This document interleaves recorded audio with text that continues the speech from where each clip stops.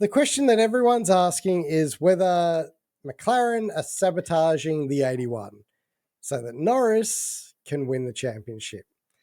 So, to discuss, of course, I have my leading Formula One analyst and Norris fanboy, Damo. Lando. No. Oh, Insert man. British thing here. British Yes. bias here. Yeah. Oh my gosh. Well, it was What do such we a got? tough watch. Such a Isn't tough it? watch. It was an epic weekend for Lando. Like Mm. legitimately just did it all. But you're right. A lot of the stuff that's happening everywhere, from the people attending the racing to online to us. I mean, I started going down a barrow, a rabbit barrow, where I was like, right, what changes have happened? So I'm looking up on the FIA websites. I'm seeing what implements have been changed on the cars. I'm speaking to you, going, mate, nah, this happened in Canada. Oscar didn't take that suspension setup. There's been no changes since the British Grand Prix. I'm like spurging out everywhere. And then the one thing that I didn't think of, mate, was that Baku crash. They must have changed the chassis, because it's only now down to, is it something like that, or has Oscar totally lost his edge? And the internet's having none of it. It's all McLaren's fault. Well, that is very true, and Joe, one of the guys that I work with, is very much on that bandwagon as well. So, between you, him, and the internet, you guys, Yes. I've been thinking about buying a tinfoil hat. I just make my own, mate. I can't afford to buy one. I'll just make my own. Listen, I think it's really I've been thinking about this a lot. And first of all, I want to give kudos to Norris for getting himself out of a funk and Yep. and just releasing the shackles and doing a good job. Now, we discussed last week that even though he'd been doing a good job, he hadn't actually stood out or won a race, and it was Max that was doing the damage. Well, he stood up, he drove away, he qualified the best, he did everything that you need to do. And unfortunately for us, Oscar just didn't have an answer at the Mexican GP. I am now firmly on the Oscar needs a reset and getting refocused and re-energized, because he's 1 point off the championship lead now. And I think the mindset has to be, I've still got this. You can only hope that change, Lando then going to leading Oscar back to hunting. Hopefully that's part of the reset, or they figure out what's happening with either the car and chassis, or Oscar figures out what's going on in his head, whatever it is, that this is something that then triggers the next phase of Oscar Piastri to kick in, because there's very few conclusions, because it just doesn't make sense. From a team that had by far and away the best car, and the two drivers that were on different days, different tracks, were slightly ahead of each other. Oscar ended up having the greater ascendancy. He had the edge up until that moment, where it has not worked for him at all since basically Baku, right? And it doesn't really, like, especially for normal people, and even us, idiots like me that go dig through the FIA website, it just doesn't seem to make sense. And so I don't want to believe that it is like a turning down or a sabotaging or whatever, but it's really hard when a lot of stuff is pointing in that direction. Because, so what do you think they gain? Why, if we entertain that conspiracy theory, why would McLaren do it, Steve? For them, it's a British driver champion. Mm-hmm. It's a happier CEO, and it's allegedly, we say it's allegedly because there's some shit flying around. It's allegedly fulfilling a promise to Lando made before Piastri even arrived. I don't actually believe that's the case. I don't think. I think if I actually put my big boy pants on and I sit down and psychologically I think about this whole situation, I think it's just a bad run. I think we all have bad runs. Max has had bad runs through this year. Lando's had some bad runs and some DNFs through this year. I think that's just what this is. It's just Oscar's slightly off patch. Unfortunately for us, it's right at the time that you don't really want to have an off patch. And we're going into, I've seen a lot of comparisons to last year. If you go by those, then we're going into a section where Oscar doesn't particularly get great results, right? Mm-hmm. However, I'll say this, and I mean this with sincerity and empathy towards the newly DTS fans that have come on board who are running off at the mouth at the moment. F1 cars change significantly year on year. The tyres from last year to this year are also completely different, which means results cannot be compared from the past. There's so much change. I think we all just need to take a bit of a chill, realize that Oscar's having a bit of a battle, be okay with the fact that he's having a bit of a battle, and hope to God that he finds his mojo going into Sao Paulo and gets the job done.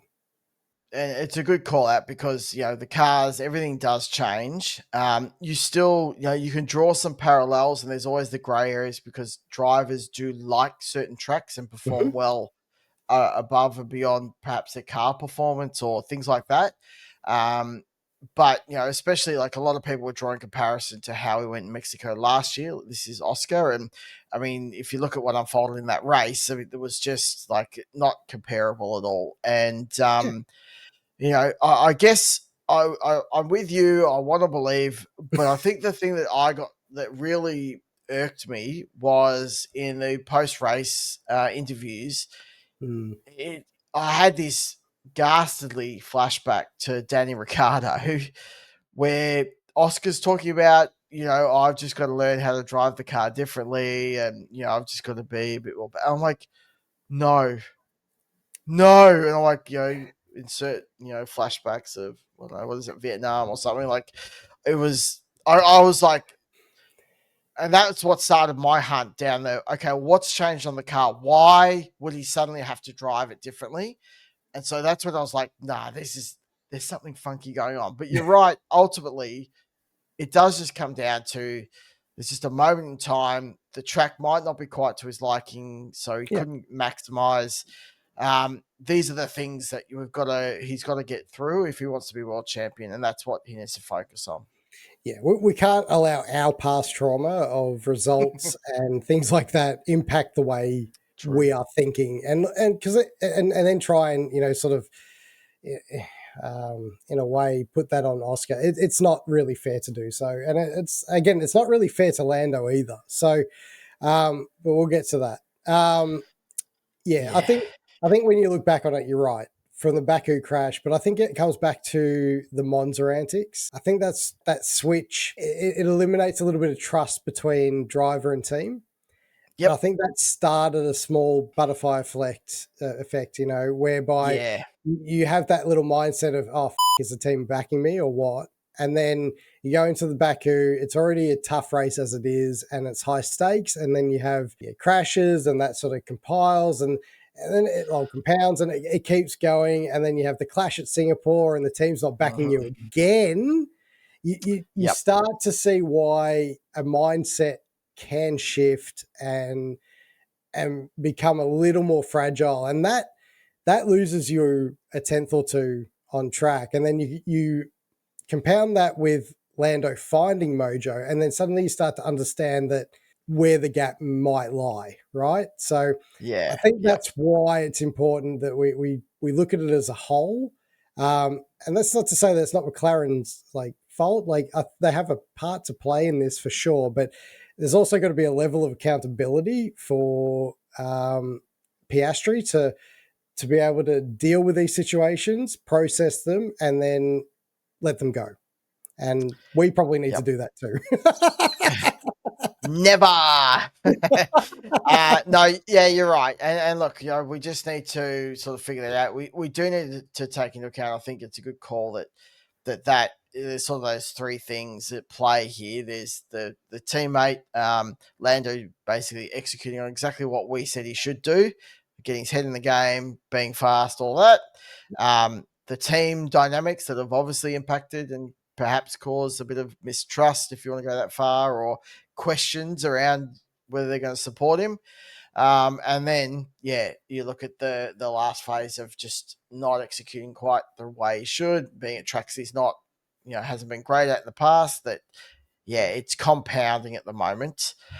And so on that, there was a very interesting outcome, we shall say. Lando Yep. won the race, was having his post-race interview, and also at the podium. Man, he was being booed after winning the Mexican Grand Prix. I mean, like, the reporter sort of came out, I think, in the post-race interviews after that was saying, hey, the crowd didn't like what happened at Monza. So, like, do you think it's just an overwhelming support of Piastri? Do you think it's the Monza move? Like, is it just McLaren's fault he got booed? Like, it's just so weird for that to happen. It is a very weird thing to happen. I mean, and this is why I said before that I kind of feel for Lando a little bit right now, because he's not necessarily doing anything wrong. He's played the political game well. He's got the Yep. team behind him, and he's hitting his straps at the right end of the year. You can't fault him for that, and you definitely shouldn't be booing him. You can disagree with everything that McLaren has done for all the reasons that we've just listed off, right? Like, I completely understand that, and I feel very similar. But at the end of the day, it's not Lando's fault. Nope. He's just doing his job. So, yeah, Mexico is pretty hostile, Damo. Not sure I want to go there. I've seen some footage of some Ooh. people really going at it in the grandstands, and that that used to be a race that I was like, I wouldn't mind going to. Yeah. But now Don't think, I'm second guessing it. don't think it's on my list anymore after seeing some of those fights and punch-ons. Like, it was just a little over the top, and maybe there was just something in the air. They're booing drivers and having punch-ons in the stands. bit of anger built up over a period, Yeah. taking it out on other guys. Yeah. So yeah. So as we sort of said, and I don't know whether you agree, but do you think for Lando, he drove a stellar race? Do you Yeah. think that that was his best career, probably, in that one? Yeah, I think so. It'd be also interesting to hear what people thought. If you take away, the Oscar stuff, like, Yeah. to me, he effectively dominated. I forgot to check. Did he do the Grand Slam that Oscar's done? Did he get the fastest lap as well? Oh, that's a good question. I didn't look Are at you that. gonna use that? But I'll have a look. you Hang have a on. look, and I'll just sort of say that I think that was by far his greatest weekend in terms of the timing and momentum that he needed. Obviously, he missed FP1 because they had a rookie in there. Everything he did on that weekend was it was a stellar race. Just to kind of use your word, and his team manager. Yeah, he's team manager. Did you like that? Yeah.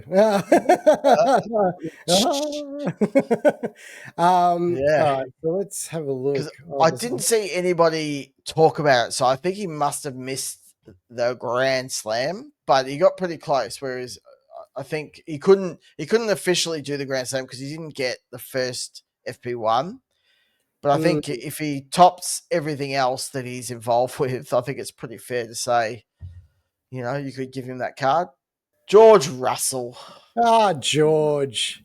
George got Georgie, the DHL, so no, he didn't get the Grand Slam, unlike Oscar did at yeah. Zandvoort. So So it was a small miss on yeah, an absolute amazing weekend. yep, yep. No, incredible weekend. I know we go in this British bias, but we probably need to be a bit fairer to Lando these days. Yep, It's getting a bit out of control. Like, it's all a bit of fun, and then we get a little bit of the extreme happening, and then it's like, all right, we just just bring it chill. back Just bring it back a little bit. Just zen, goosefarbug, rub those earlobes. Woosa. um, but what it has done, though, Steve, I last week was talking about, Max is going to win, then Max is going to end up here, and there's going to be like 8 points between them all. It's just thrown all that to the wind, and now we have an incredible title chase on our we hands, do. mate. We should actually be celebrating. Like, as like motorsport in general, this is now a 1 point gap with Max like 35 points behind or something. Like, this is going to the wire. This is going to be very, very interesting heading into Brazil, where we know Max loves. I mean, he put on that freaking stellar race last year to win. The desperation is going to come, right? Like we've seen in supercars with finals and stuff. When it gets to this point where suddenly there's everything to play for with a handful of rounds to go, we have a real big battle and a lot of pressure coming from Red Bull as well. So it's not just inside McLaren. Absolutely. And what have we got? Like four to go, plus one sprint race. Two sprints. Oh, two. Brazil is a sprint. No. Is it really? Yes. Damn. I saw this today. I was talking to my mate Justin about it. And he's like, is there another sprint? I said, I don't think so, but I'll check. Brazil is a sprint. So we've got two. So we've got sprint off. That's literally what we've got for the rest of the year. So we've got two sprint races with 8 points at each. Should be 8 points at each of those. So 16. Yep. Plus the 4 main races at 25 points. Wow. And think about turn 1 at Sao Paulo and tell me that shit's not going to go wrong. Everybody gets squeezed, and then people start firing off, going around the track. Turn 2 comes back the other way. People get bumped off into the Armco. It could get a little crazy. It could very, very well get crazy. Justin is fingers crossed that Max and Lando are going to form a baby together on the side of the side of the track. Interlope paths.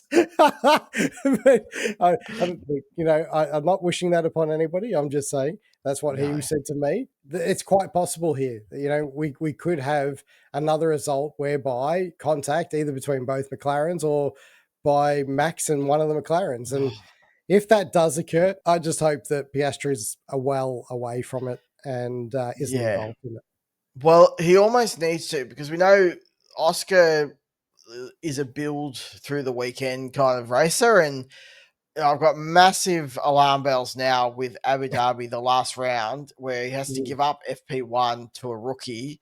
And why on earth, that was another thing that was thrown into the sabotage, conspiracy theories, but like why they would do that in the last round. Poor planning indeed. So I really hope he gets himself back into the winner's circle to sort of take that pressure off, give him an opportunity. But yeah, you're right. It's going to most likely going to come down to Abu Dhabi in some way or shape or form. And yeah, now's the time for the championship leader to kind of step up and make things happen. Oh, yeah, no longer the championship leader, is he? True. Yeah. Sorry. I forgot about that. Yeah, he's lost the championship. Welcome to the most depressive podcast you've ever witnessed. I think you're right, and a lot of these tracks that we're going to are very Max friendly, which is going to be hard to beat. But you know what? I'm backing our boy. Oscar's got it in him. I know he does, and I just want to see him back to being him and attacking and going after it. And I think that'll be great. But let's move on from the doom and gloom and what could be and what might not be for us. I think now we have one of the best British drivers we have ever seen. British bias? Not British bias. No British bias. Okay. I think we've been longing in this sport for a little while now. Somebody who really respects the past of the sport, but also, is also a good person and shows speed and everything else. And no, I'm not talking about Lando Norris. No, I'm not talking about George Russell. I'm in fact talking about Ollie Bearman. Ooh, the Bearman. Yes. To throw back to Goodwood Festival of Speed, and we spoke about this in a previous pod, but I'll say it again. There was a beautiful little moment in there where he was talking to Alain Prost while Prost was sitting in the MP44 McLaren and asking questions about it, asking questions about him. It was just this real fanboy moment. And initially Prost was like, "What are you doing?" Like, he was a little bit, "What?" And then he realized that he was actually he wasn't just being like a dick or anything. He was genuinely asking. He was genuinely enthusiastic about the situation, and it was a great moment, I think, of this year so far. But then we fast forward to the weekend, and he's come fourth, which, well done, Ollie, because amazing. You're in a Haas. Well done. No, amazing. Just amazing. No, but fair dinkum, yeah. His best result, and in a Haas of all things, amazing. I know. And it's also equals the best result that Haas has ever had, which is incredible. So in the post-race interview, there's Ollie and they're talking to him and everything else, and then they sort of cut across, and his family is in the background, and they're crying, they're happy, their boy's being interviewed, everything's going well. And then the camera sort of pans back, and obviously the interviewer is going, "Oh, it must be really nice to have your family here and to see them like this." And Ollie's like welling up, and it's just straight in the feels. It was it was such a good moment. Yeah. I like, this is the shit we like, right? This is the stories of what it means for these drivers to be there and to have success and everything they've gone through. It's just, I'm sick of the robots. This is what I want to see. You leave George out of this, okay? Even George became human in the race, though. Did you hear his spicy bit between Merck? Yes, well, I had the moment. I was going to share this meme that I happened to see, and I thought maybe it wasn't appropriate, but it had Kermit the Frog and it had a McLaren and his little quote over the top, and I was just like, "Oh dear, he's got a McLaren in his ass." I just love that he's like, "I got a McLaren up my ass. Would you like me to let him through too?" And I love the response. No thanks.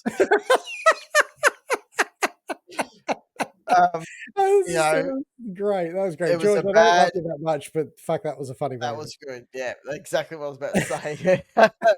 It was finally, we did see a little bit of personality, which was great because this makes the sport, part of the reasons why we love it. So excellent work. Excellent work. All right. Well, I think we've sort of covered off everything that we need to cover off. The race itself. Actually, I'll get your views on the penalties, because that was probably one of those more interesting topics before we land this plane, so to speak. Well, are we still at full altitude, or are we coming into land? Because I could take a while. Let me give a quick summary.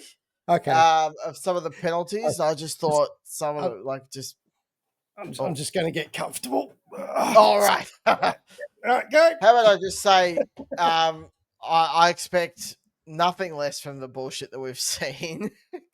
Like, some of these penalties, how does Lewis not understand? How does Leclerc get away with it? Like, I mean, like, there was too much going on. And, like, I know a lot happened in that first turn or first two turns, and they were sort of working through the system, but it just felt like they got none of them really that right, in my opinion. I mean, Lewis definitely too far. He gained the advantage. That's probably one. Just seemed very harsh. I think it was too harsh. So that's where I say it's wrong. I think the penalty was there, but too harsh. What about Leclerc? What do you think of Leclerc? He's the problem. Yep. Right. So without being harsh, and I love Leclerc, everyone knows that I love Leclerc, but if I take my Leclerc hat off for a minute Mm. and reveal my balding head. Yeah. His antics of not letting Lewis through when he should have, and he should have gotten a penalty for not allowing him through because Lewis had Yes. his front axle ahead at the apex. Hate that rule. It's a shit rule, but anyway, it's there. That alone says that Leclerc should have had a penalty, or Hamilton should have been let through. If Hamilton had been let through and Leclerc slotted in behind him, the issue that then unfolded for Hamilton wouldn't have unfolded, and he wouldn't have gotten the penalty. So again, it's that little butterfly effect where one stuff up causes issue down the line for others. So yes, Leclerc was very lucky. I actually think Max was pretty lucky running off on the grass that way. I mean, he skated on the thing, controlled it beautifully, I might add, because others would have ended in the fence. Ran across the grass. He did give back, but the argument that do you should you just be able to slot back into your own position that you're in after going off the track? I think that's the real question. So I think if you look at history and the way they apply the redress, you just go back to where you were. But in reality, if you've gone off, surely you shouldn't slot back into the same spot. Like, you know, there is an argument, I think, where I don't think in precedent you can't, like the way they've applied it, but I think if they were to start fresh, they should look at, okay, yes, you redress, but maybe it's a 5 second, or don't redress and you get a 5 second, like something that shows, okay, you've had an off, and so therefore you should have dropped further back. And look, it's a grey area because you have to determine whether how far off the track one's gone, have they been pushed off the track, things like that, all factors that come into it. But like when I watch Max that far, like he was not just a little bit off the track here, he was completely calculated to drive pretty fast. Yeah, that's it. Like it was like someone said, plans in your head as a driver. Like you're going down to turn one, you're like, all right, if I'm going to be on the inside, something happens, then I can dive to the right-hand side and get out of it and cut the course. If I'm on the outside and I go late or whatever, I can bail out and go across it. Like you have your plan, but it just seemed like it was taking the piss. Yeah. And I think, Max probably arguably should have had a penalty as well. Yeah. Bit more line ball than Leclerc, but yeah, definitely. The part that ruined, in my eyes, a couple of people's opportunities, safety car? Safety car? Virtual safety car at the end? Okay, like it came out, like definitely in the moment, I was like, what the fuck? And then like it comes out of the news that they thought it was on fire. But I mean, the position of where it was, no car is coming off and careering in backwards behind them. It was pretty safe. Yeah. And they just absolutely took the sting out of Oscar getting some additional points. Good news story that Ollie Bearman got what he did anyway, but not good for Oscar. And then you think about some of the other people up the road that probably got their ass saved because of that virtual safety car. They weren't overtaken. I don't know. It just felt pretty rigged. Look, I've heard the explanation of why, because the back end of the car was slightly out on the track and they said it was smoking. So they were worried that it was on fire. Now, the video I saw needed to go a little bit longer. So I saw it waddle off, stop, and then the video cut. But at the time that the video cut, it wasn't smoking. So the brakes always smoke after it stops because they haven't got the air right. There is always a bit of that smoke that happens whether there's fire or not. Yes. Under the precedent, I agree. The problem is the fact that we had marshals running across the track in front of Lawson while it was live. Crazy. If that's not a virtual safety car at the time, definitely the Williams being stranded behind a wall is not a virtual safety car. They probably messed up in that first instance and maybe overcorrected for this one. That's how I sort of think it might have played out. It was definitely a moment where we lost an opportunity where we see Max go at Leclerc and Oscar have a crack at Ollie. So, but that's the way it goes. That's the way the cookie crumbles. The Fuck me. crookie. I don't We know. did it Maybe all that for the was the crookie. cookie. Okay, mate. The crookie. Isn't that the nookie? No, it's the nookie. Well, I wasn't going to say it, but yes, it's correct. I guess that really does close it out. I guess we've rambled on for long enough. You sure? I'm 2 with. weeks. We love Oh, wasting the interwebs, Damo. Let's just waste it a little bit longer. we're very good at it. Yeah, 2 weeks till Sandown, but next weekend is Brazil. What was your phrase? The Verstappenville. Verstappenville? Yep. So it's fast approaching. It's obviously money time for the championship. It's getting all exciting in every motorsport championship that we talk about on here. Yeah. And it's only going to get more intense and more exciting, I think. And it could be absolute celebration, or we could be in absolute tears on the next one. Yeah. If there's no podcast and you don't hear from either of us, please send help. Yes. We might be in trouble. Yes. Or you might find us we will pub. drowning sorrows. I think so. We'd like to also just thanks for all the comments, answering the questions that we're posting up, the likes, watching the videos. We do really appreciate it because we do love that feedback. Yep. And other than that, Steve, well, see you in the next one. You will. All right, guys. Ciao.